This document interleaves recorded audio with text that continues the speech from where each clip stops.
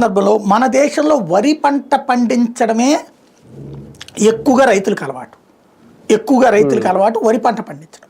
మిగతా పంటల మీదన అవగాహన తక్కువ. దాంతో అది మొత్తం మనం తిన్నా ఇంకా బోల్డ్ మిగులుతుంది.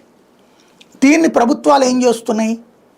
సేకరించి ఒకటి మధ్యాహ్న భోజనం పెడుతున్నాయి, అట్లాగే ఈ హాస్పిటళ్లలో గర్భిణులకు భోజనాలని ఇట్లాంటివన్నీ పెడుతున్నాయి.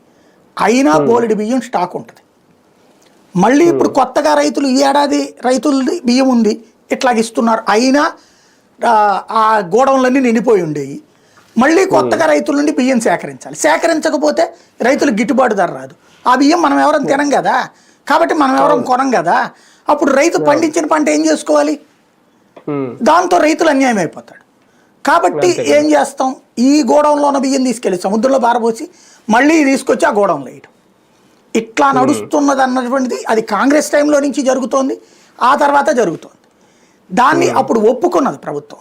అప్పుడు కోర్టు దీనికి ఏంటి ఆల్టర్నేటివ్ అన్న తర్వాతన ఈ ఉపాధి హామీ పథకం అన్నటువంటి పాయింట్ తెర మీదకి వచ్చింది. అంటే అప్పట్లో లెక్క ఏంటంటే మీ ఊళ్ళో ఏదో ఒక పని మీరు డిసైడ్ చేసుకోండి, ప్రతి రాష్ట్రంలో కూడా. అది లైక్ రోడ్ల పక్కన గడ్డి కొట్టడము, లేదా చిన్నపాటి కాలువ నిర్మాణం. అంటే ఇదేదో కోట్లల్లో కాకుండా ఓ 10 లక్షలు, 25 లక్షలు, 50 లక్షలు ఆ రేంజ్ పని పెట్టుకోండి మీ ఏరియాలో. ఏమన్నా అది డంపింగ్ యార్డుల్లో చెత్త తీసేయడమా,